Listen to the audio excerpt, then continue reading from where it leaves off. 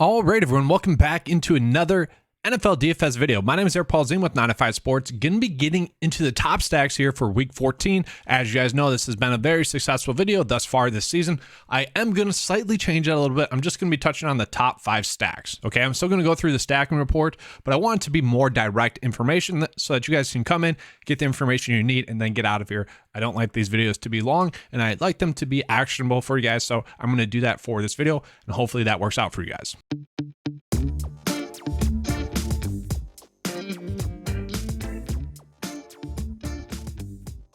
All right, so just jumping into the stacking report, looking at the top stacks for the main slate. So let's go ahead and filter by that. And looking at it, no surprise there, the Kansas City Chiefs are going to be the top stack on the board.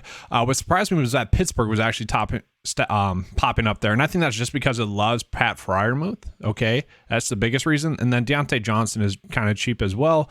But I would say more so it's going to be Detroit and Minnesota are going to be the two stacks that you want to go with. Okay, so I agree with that on paper. Like, you would logically think that. I like the fact that the stacking report is agreeing with that. And then from there, who else do we got? We got the Bengals popping up there. No shock there. I think they could be a good stack and probably a lower owned stack than they should be. So let's go ahead and look at the projected value. Which stack is going to be the best value ranked stack? Okay, so once again, yeah, no shock there. If the stacking report likes Pittsburgh, they're going to be the top value stack. That makes sense. Then we actually got Denver. Denver, man, you could do it. You could do it, I guess. The offense has been so pitiful, but obviously they're going against KC like that. You could do that. Jerry Jeudy, Russell Wilson, Greg Dulcich, Latavius Murray. You could. Sam Darnold against Seattle with Deonta Foreman, maybe DJ Moore potentially. But this is what I like, guys. I like Detroit. Okay, so real quickly, we'll talk about leverage for a stack. Once again, Pittsburgh popping up there, Carolina popping up there, KC, Denver. Okay, so we kind of get the general feel of the slate. Now we're going to get into the top stacks. Okay, and I'm going to use a new tool here as well. The stack builder. Okay, so what you can go through, I'm going to once again sort by just the main slates. Then you can also go by team. Okay, so the two stacks that I like the most on this slate. Actually, let's start from 5 down to 1. Okay, so my 5th favorite stack on the slate is going to be an interesting one. It really is. It's going to be Ryan Tannehill at the quarterback. Then you have Zay Jones and Christian Kirk, so you're running it back with the Tennessee Titans. And then you got Westbrook as well for the Tennessee Titans. I think he is going to be Ryan Tannehill's favorite target in this game. And obviously the Jacksonville Jaguars defense is not a tough matchup. Okay, it could be a sneaky stack, and obviously you would have a lot of salary left over. Okay, so let's go ahead and try to apply that to DraftKings now.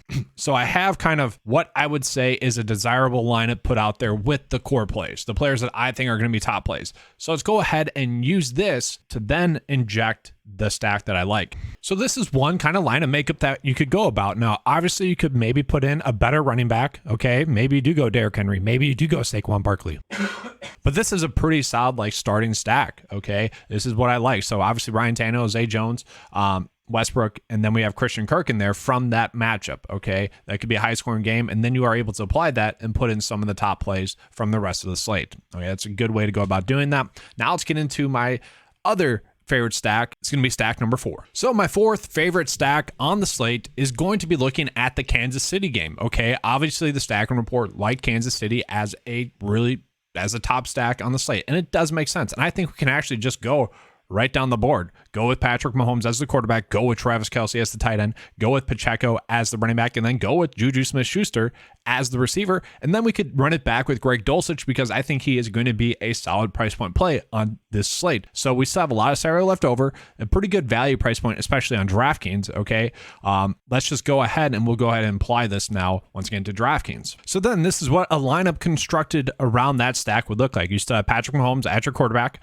Okay, still have Dalvin Cook in there, who once again I think he's going to be a top running back play on the slate. You got Isaiah Pacheco, who has been very consistent fantasy producer really since he's taken over for that starting running back role. If the Kansas City Chiefs are going to be up, that should lead to some more rushes for Pacheco. Then we get Juju in there. Juju is kind of the biggest risk of this stack. Okay, 3 straight games that were not pretty, and that's going to be my biggest worry. Is that going to continue? Okay, I don't think it will. Eventually, I think he's going to come through and start to play better. That should happen this week, although if you want to fade him, you could potentially do that. Then we get Deontay Johnson, just kind of toss him in there. Greg Dulcich, Greg Dulcich is kind of going to be everyone's favorite tight end play on the slate, as he should be. Then we get Travis Kelce in there. Travis Kelce, obviously a stud. You could easily just run out a stack with Mahomes and Kelce, and then maybe even Dulcich in the flex spot to try to kind of game stack. Now, the first 2 stacks were not pretty stacks, okay? That's the problem. The first 2 stacks, not pretty. The next 3 are going to be easy stacks, but they're going to be stacks that you should be using. Okay, so my third favorite stack on the slate is going to be looking at the Jacksonville Jaguars, looking at Trevor Lawrence at quarterback, looking at Christian Kirk, and looking at Zay Jones, and then running it back with Westbrook. Okay, basically the exact same build with the Tennessee Titans one that I like, but obviously we are getting Trevor Lawrence, who Trevor Lawrence does have a nice ceiling, okay? If he gets Christian Kirk and Zay Jones involved, that'd be huge, okay? And that could easily happen. It just won't be shocking to see both of those receivers have like 15 and 20 DK points, and then we're running it back with Westbrook. Once again, I think he's a good, strong price point play on this slate. So once again, let's go ahead and apply that knowledge into DraftKings. All right, so looking at a way to apply that stack into a natural lineup path. Trevor Lawrence at quarterback, still looking at Dalvin Cook, tossing in Travis Homer because I think those 2 running back plays are going to be kind of the obvious running back plays. Then we get Zay Jones in there, Christian Kirk, we got Westbrook, was able to pay up for Travis Kelce at the tight end spot, Tyler Lockett in a pretty good matchup as well, and then still Jets D, looking like a pretty good solid stack. Still, I think we can improve the stacks. Let's get into the top 2 stacks on the slate. They're going to be pretty similar stacks, but they're going to be the game that you want to be chasing. All right, so my second favorite stack on the slate is going to be looking at, well, more of the Detroit side with Jared Goff at the quarterback spot, okay? Then we got Justin Jefferson, ASB, Dalvin Cook, TJ Hawkinson, and DJ Chark. We can see it has a pretty strong DK point projection.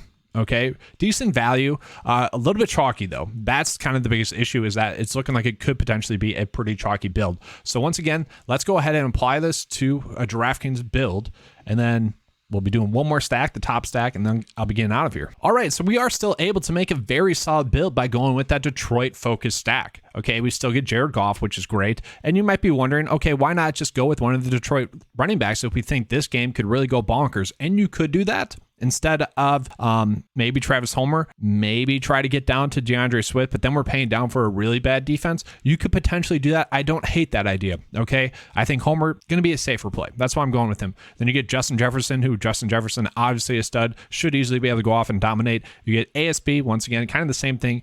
2 studs should be able to dominate. They both should be getting around 10 targets, and they both have a great upside to go on and break the slate. Then we're going with Philip Dorsett as a value price point play. The top 2 Texans are currently out, or looking like they're going to be out for the receiver position for them. So Philip Dorsett kind of going to be the default number 1, along with Chris Moore. Then we get TJ Hawkinson. TJ Hawkinson should be a very safe play, and especially in a stack where you want to chase it a little bit more, the targets should be there. He's been a consistent fantasy producer, basically been on the field all of his snaps, so also looking at him. And then DJ Chark at a soft price point in a great matchup. I think he's someone you could get away with playing in cash. Played 84% of the snaps last week, had 98 total yards, 2 yards shy of that 100-yard bonus. 2 straight solid games DFS-wise, especially considering price point. Should be another great game for him. So instead of going Jared Goff at quarterback, I want to go Kirk Cousins at quarterback. Okay. And maybe if we're doing that, we do slightly change it. Maybe we go with Adam Thielen instead of DJ Chark, or maybe you just toss in Adam Thielen in there as well. I don't know if I want to do that exactly. I kind of like the revenge game narrative part of having TJ Hawkinson in there. So once again, let's go ahead and show you guys the makeup of that lineup. And now the biggest issue with that lineup is that we had to drop down defensively, down to the Panthers from the Jets. That's okay. Panthers, we just hope they don't go negative. And now we still have a very solid build to go off of, okay? But that is it. That's all I have for you guys for the stacking video. Hopefully this was better, more actionable information, and more visually appealing to you guys, so you guys can see why I like the stacks as well. I think it is useful to have kind of the projections up there as well. So hopefully you guys enjoyed this video. If you did, please give it a like and subscribe. That helps me be able to put out more content for you guys. All right, thanks for watching. And as always, let's keep cashing.